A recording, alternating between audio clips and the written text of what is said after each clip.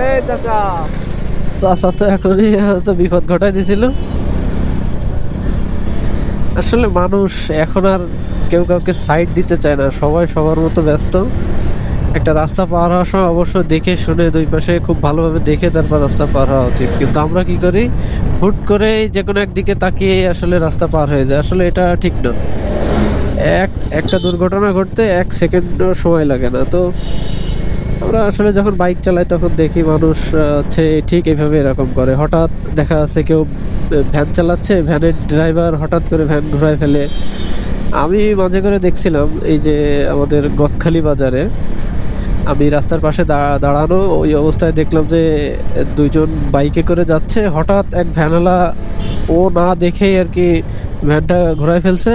আর এই হচ্ছে motorcycle driver উনি আর নিয়ন্ত্রণ করতে পারেনি, ব্রেকে করারও সময় পায়নি, একেবারে যে ভ্যানে মেরে দেওয়ার পরে ওনারা দুজন মোটরসাইকেল ছিটকে রাস্তার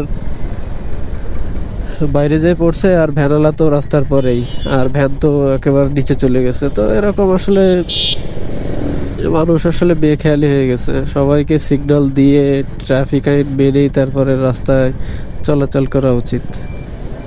তো আসলে বাংলাদেশ, আমরা বাঙালি, এই সচেতন কবে হবে মানুষ, এটাই আসলে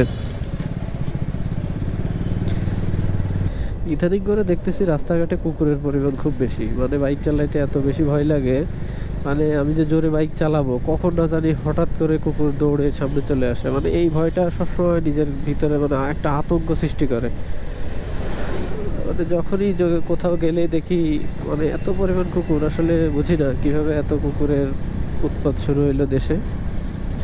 তো আমরা যাচ্ছি, একটু ঘুরতে যাচ্ছি। আসলে আমাদের ঘোরার প্ল্যানটা আসলে তো ওইভাবে হয় না, হঠাৎ করে বের হয়ে দেখা যাচ্ছে ভালো লাগতেছে, আমরা আসছিলাম ঝিকরগাছাতে, আমরা এদিক ওদিকে যাই ভালো লাগলে, কিন্তু আসলে ওইভাবে সময় করে কোথাও প্ল্যান করে যাওয়া হয় না। অনেক প্ল্যান করি যে একটু সাজেকে যাব, বান্দরবনে যাব। আসলে বাংলাদেশ অনেক সুন্দর, দেখার অনেক কিছু আছে। তো আমরা এখনো নিজের জেলাটাই এইভাবে মানে ঘুরে শেষ করতে পারিনি। নিজের জেলার এমনও গ্রাম আছে যে গ্রামের হয়তো বা আমরা নামও জানি না। তো আমি আর তানভীর আজকে বের হয়েছি, আমরা ঝিকরগাছা আসছিলাম। আমরা টেলিসিন কোম্পানির একটা ব্যাটারি কেস আর 2টা ব্যাটারি অর্ডার করছিলাম ঢাকাতে, ওরা কুরিয়ারে দিছে, সুন্দরবন কুরিয়ারে। তো আমরা নিয়ে এটা এই পাশ থেকে আমরা বাড়ির দিকে যাচ্ছি। তো পাশ থেকে একটু ঘুরে যাচ্ছি, যে এই পাশের রাস্তাটা অনেক সুন্দর।